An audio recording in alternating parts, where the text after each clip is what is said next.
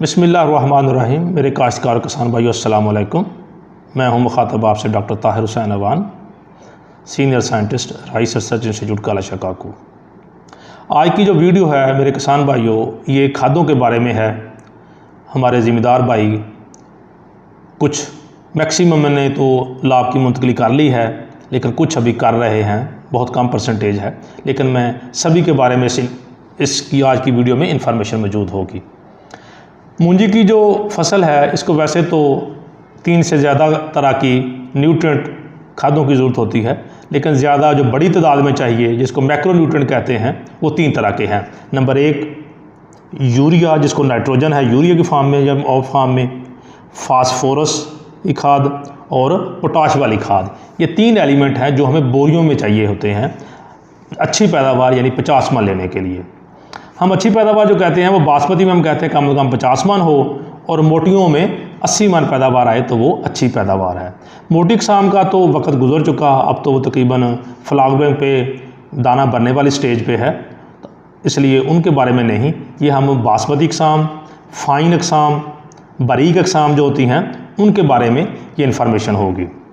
वैसे तो खाद जो है वो ज़मीन का एनालिसिस करके तो उसमें पता चल जाए, टेस्ट करने से भी कौन सा एलिमेंट कितना कम है कितना ज़्यादा है, उसके मुताबिक खाद डालें। लेकिन हमारे अमूमन ज़िम्मेदार भाई इससे रिलेक्टेंट है, लेकिन अगर चाहें तो ये बड़ा सस्ता सा टेस्ट है। हर ज़िले में गवर्नमेंट की सॉइल फर्टिलिटी की लैब मौजूद हैं, वहाँ पर अपने सैंपल दे सकते हैं। वो हम एक अलहदा बताएंगे पूरा प्रोसीजर के कैसे करना है, एनालिसिस करवा लें। लेकिन नहीं करवाए, मोस्टली नहीं करवाते, तो हम एक जनरल रिकमेंडेशन देते हैं जो दरमियानी ज़मीन के लिए है। तो 3 तरह की ज़मीन होती है, एक हम कहते हैं कमज़ोर, एक दरमियानी और एक ज़रख़ेज़ ज़मीन। तो दरमियानी ज़मीन के बारे में हम आज बात करेंगे, उसी के बारे में खाद की क्वांटिटी बताएंगे। अगर किसी ज़िम्मेदार भाई की ज़मीन कमज़ोर है तो वो उससे खाद को बढ़ा ले, किसी की ताकत वाली ज़मीन है तो वो उससे कम खा ले। अमूमन जो ताकत वाली ज़मीनें या ज़रख़ेज़ ज़्यादा ज़रख़ेज़ ज़मीनें हैं, वो जो विलेजेस हैं, गाँव हैं, उनकी विसिनिटी में इर्द गिर्द होती हैं, वहाँ पर ज़मीनें न्यायी भी कहते हैं पंजाबी में, वो ज़रख़ेज़ होती हैं, वहाँ खाद की मकदार की ज़रूरत कम होती है। तो ज़िम्मेदार भाई उसके मुताबिक अपनी खाद को कम कर ले। तो दरमियानी ज़मीन के लिए बासमती अक़साम या फ़ाइन अक़साम, बारीक अक़साम के लिए जो खाद बोरियों में चाहिए वो है 1 बोरी पोटाश की 1 एकड़ के लिए, और DAP की 1.5 बोरी, या SSP सिंगल सुपर फास्फेट की 3 से 4 बोरी 1 एकड़ में डालनी चाहिए। और यूरिया जो है वो तकरीबन 1.5 से 1.25 बोरी तक या 2 बोरी तक आपको एक खेत के लिए चाहिए। अब इन खादों को डालना कैसे है, क्योंकि वो बहुत ज़रूरी है। तमाम DAP 1 बोरी डालनी या 1.5 डालनी या 3 या 4 SSP डालनी है, वो हम कहते हैं कि आखिरी ज़मीन की तैयारी में कद्दू करने से पहले डालनी है। और पोटाश की जो 1 बोरी है उसके बारे में ये है कि आधी बोरी आप नीचे डाल दें जब ट्रांसप्लांटिंग या दूसरी खाद DAP डालें, और आधी बोरी को बचा के रख लें। और जब आपकी फसल 45 से 50 दिन पे पहुंचेगी आखिरी यूरिया की डोज के साथ, उस वक्त फसल हमारी गोप पे होती है, जिसको हम गब्बे भी कहते हैं। तो जैसे प्रेग्नेंट जो जानवर होता है, भैंस हो बकरी हो, उस वक्त उसको न्यूट्रिएंट की ज़रूरत होती है, तो उसी लिहाज से हम वहाँ पे भी न्यूट्रिएंट की ज़रूरत होती है, तो आधी बोरी हम पोटाश की वहाँ डालेंगे। तो अब ये है कि तमाम DAP आधी बोरी पोटाश आपने बेसल डाल दी है, लाभ मुंतकल कर दी है, उसके बाद आपने यूरिया डालना शुरू करना होता है। तो यूरिया को हम कहते हैं कि अमूमन 1.5 बैग डालना, तो उसकी 3 किस्तें करें आधी आधी बोरी की। कभी भी मूंजी को, क्योंकि गर्मी में होती है, 1 बोरी खाद नहीं डालनी। डालने से खेत नहीं कहेगा आपको क्यों डाला है, लेकिन उससे आपकी खाद का बड़ी महंगी है, ज़्यादा होने का एहतमाल ज़्यादा है, खादें ज़ाया हो जाती है, यूरिया स्पेशली। ये क्या गर्मी में हवा के साथ गैस बन के उड़ भी जाती है, और पानी के साथ ज़मीन के साथ नीचे भी रूट जोन से दूर चली जाए तो वहाँ पे इसका ज़िया हो जाता है। जब तक ये रूट जोन के इर्द गिर्द मौजूद है तो पौधा इसको ले रहा है। अब स्टार्ट में जब अभी आपकी फसल 15 दिन की है, 8 दिन की है, तो पौधा अभी 1 या 2 शाखें हैं, तो इस काबिल नहीं है कि वो ज़्यादा खाद ले सके। अगर आपने ज़्यादा खाद डाल दी है तो पौधे की जितनी ज़रूरत है थोड़ी वो तो उतनी लेगा, और बकिया क्या होगी, या वोलाटिलाइज होकर उड़ जाएगी हवा में, या पानी के साथ ज़ेरे ज़मीन चली जाएगी, तो वो वेस्टेज है। इसकी मिसाल ऐसी है किसान भाइयों, जैसे एक भैंस या बकरी की ज़रूरत 5 किलो या 10 किलो चारा की है, उसका पेट भर जाना है, और हम उसके आगे 20 केजी या 40 केजी उसकी खुरली में डाल देंगे, तो क्या होगा, जितनी उसकी ज़रूरत है वो खा लेगी, बकिया को वो खुरली से बाहर फेंक देगी या ज़ाया हो जाता है, खुश्क हो जाता है, वो नहीं खाएगी। जितनी ज़रूरत है उतनी खानी उसने, जितनी उसको भूख है।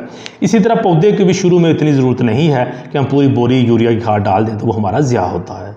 इसलिए हमें बेहतर और आसान तरीका ये है, खादें बहुत महंगी है, इसको हमने बचाना है। आधी आधी बोरी करके अगर किसी ने लाभ टाइम पे लगाई हुई है तो हम कहते हैं कि 15-15 दिन के वक्फे से 45 से 50 दिन में पूरी कर दे। और अगर किसी ने, अब हमारे जो ज़िम्मेदार भाई लेट हैं, फिर वो उस ड्यूरेशन को कम कर लें, 15 दिन की बजाय वो 1 हफ्ते पे आ जाए, 8 दिन पे, 10 दिन पे आ जाए। और दूसरी भी हमने कोशिश करनी है कि हमने 15 अगस्त से पहले ये यूरिया वाली खाद को कंप्लीट भी करना है कि 15 अगस्त के बाद कीड़ों का हमले का ख़तरा बढ़ जाता है। उस लिहाज से अपनी यूरिया की खाद को एडजस्ट कर लें कि हमने 8 दिन के वक्फे से या 10 दिन के वक्फे से इस यूरिया की खाद को पूरा करना है। इस तरह खाद डालने से आपकी यूरिया की खाद वेस्ट नहीं होगी। सिर्फ आपकी मेहनत है थोड़ी सी ज़्यादा कि आप आधी आधी बोरी करके खाद डालेंगे, लेकिन आप तजर्बा करके देख लें कि एक खेत में आप 1.5 बोरी आधी आधी बोरी करके 3 दफ़ा डालें और एक खेत में आप 2 बोरी, उसी लेवल का खेत हो, 2 बोरी इकट्ठी एक दफ़ा एक बैग डाल दिया, फिर एक बैग डाल दिया, डाल के देखें आपको रिज़ल्ट तकरीबन बराबर मिलेंगे। तो आधी बोरी का आप बेनिफिट ले सकते हैं। अगर आप इंस्टॉलमेंट्स में, किस्तों में यूरिया खाद डालेंगे तो वो वेस्टेज कम होगी और आपको बेनिफिट ज़्यादा मिलेगा। तो जब आखिरी बोरी, आधी बोरी यूरिया की जो हमने डालनी है, तो उसके साथ हम अपना जो पोटाश है आधी बोरी वो भी डाल देते हैं 45-50 दिन पे, 55 दिन पे। वो तकरीबन हमारा टाइम होता है जब हमारी मूंजी गोब पे होती है। उसके पेट के अंदर मिंजर जो निकलनी है, जिसको बाद लोग सिट्टा कहते हैं, लेकिन सिट्टा गंदम का होता है, मूंजी की मिंजर होती है। तो वो निकलनी, फ्लावर अभी उसके अंदर बन रहा है, निकलना शुरू होना है, तो उस वक़्त उसको आधी बोरी पोटाश की और आधी बोरी यूरिया की बहुत ज़रूरत है। अब उसकी पहचान क्या है कि वो स्टेज कब है? अब कई ज़िम्मेदार भाइयों की फसल उस स्टेज पे पहुंच चुकी है गोब की हालत में। उसको कहते हैं PI इंग्लिश में, पैनिकल इनिशिएशन स्टेज, कि वो जैसे मिंजर बननी है, फ्लावर बनना है, उसका बीज वो स्टार्ट हो गया है। तो उसकी पहचान कैसे है? बड़ी आसान है। आप अपने खेत में जाएं, अगर आपकी मूंजी की पौधे को देखें, एक शाख को देखें पकड़ के, अगर उसमें से नए पत्ते निकलना बंद हो गए हैं, वो कैसे पड़ेगा कि जो नए पत्ते निकल रहे होते हैं वो भी रोल होते हैं, रोल होकर पत्ते खुलते हैं। अगर वो आपके खेत में रोल हुए पत्ते आपको नज़र नहीं आ रहे, सारे पत्ते खुले हुए हैं, तो वो समझ लें कि वो स्टेज आपकी आ चुकी है कि पत्ता आना बंद हो जाता है। अब उसके बाद क्या आना है? फ्लावर आना है, मिंजर आनी है। तो वो स्टेज है पैनिकल इनिशिएशन की, गोब की स्टेज की। लेकिन जो ज़िम्मेदार जिसको कहते हैं गोब के, जब उसको कहते हैं टिड्डी भर ली है, पेट उसका मूंजी का सेंटर से थोड़ा सा बड़ा हो गया, तो वो लेटर स्टेज है, उसके बाद जल्दी फ्लावर आ जाता है। तो PI स्टेज जो है, उससे फ्लावर आने तक तकरीबन प्लस माइनस में 1 महीना लग जाता है। तो उस स्टेज में वो तकरीबन बाद में हमारी जो वैरायटीज़ हैं, किसी में 45 दिन में, किसी में 50 दिन में, किसी में 55, ये तकरीबन 45 से 60 दिन के अंदर मूंजी जो है 30 दिन तक वो शगुफ़े बनाती, शाखें बनाती रहती है, और 45 दिन से 50 दिन बल्कि 60 दिन के दरमियान में वैरायटी टू वैरायटी वेरी करता है, वो PI स्टेज आ जाती है। उस स्टेज में हमें आधी बोरी यूरिया, आधी बोरी पोटाश ज़रूर डालनी चाहिए।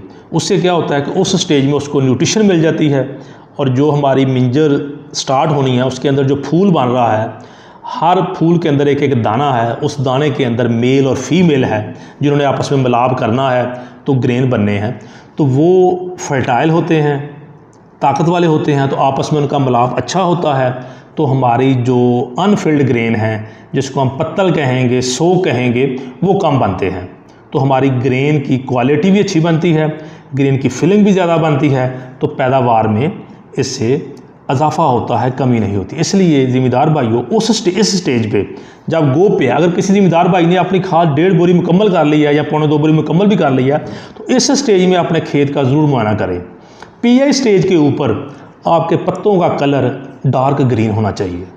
अगर पत्तों का रंग गाढ़ा ग्रीन सब्ज़ रंग का है, तो आपकी फसल में इतने न्यूट्रिएंट अच्छी क्वांटिटी में मौजूद हैं कि वो पत्तों से अब खुराक जो है वो जानी है आपके जो बन रहा है नीचे शगुफ़ा, उसके लिए जो मिंजर बन रही है उसको जानी है। तो ख़ास कर जो ऊपर वाले पत्ते हैं, जिसको हम फ्लैग लीफ कहते हैं, ये बहुत किरदार है इसका। इसलिए हम कहते हैं कि उसको ज़ख्मी नहीं होना चाहिए, इंसेक्ट से बचा होना चाहिए, बीमारियों से बचा होना चाहिए, ताकि वो अपना किरदार पूरी सनलाइट से खुराक बनाए और मिंजर को देता रहे। तो किसान भाइयों, अपने खेतों का ज़रूर मुआयना करो।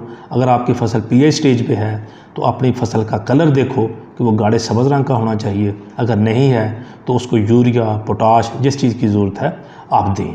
अगर किसी भाई का क्वेश्चन हो इससे रिलेटेड तो आप इसी यूट्यूब चैनल में कमेंट्स कर सकते हैं, उससे पूछ सकते हैं। मेरा व्हाट्सएप ग्रुप आप लोगों के पास है, उसके ज़रिए मुझसे इन्फॉर्मेशन पूछ सकते हो। इंशाल्लाह हम आपको इन्फॉर्मेशन पूरी पहुंचाएंगे। अगर आपको ये वीडियो पसंद आए, आप समझते हैं कि आपकी इन्फॉर्मेशन में इजाफा करेगी, तो इसको नीचे आप देखेंगे तो दाएं तरफ सब्सक्राइब है, अगर नहीं पहले किया हुआ तो इसको सब्सक्राइब ज़रूर करें ताकि हमारी नेक्स्ट आने वाली वीडियो जिसमें हम जिंक के बारे में, कीड़े मकोड़ों के बारे में, बीमारियों के बारे में बताएंगे वो आपको मिलती रहें, केमिकल के बारे में वो आपको मिलती रहें। और इस तरफ हाथ का निशान बना हुआ था लाइक का, उसको भी क्लिक कर दीजिए। इससे आपकी इन बातों से हमारी हौसला अफजाई होगी, हम और अच्छे तरीके से वीडियो बना के आपकी खिदमत करते रहेंगे। हमारी दुआ है अल्लाह पाक से कि आपकी फसल अच्छी हो, आपकी पैदावार बढ़े और आप हमें दुआओं में याद रखिए। इसके साथ ही मुझे इजाज़त दीजिए। अल्लाह हाफ़िज़।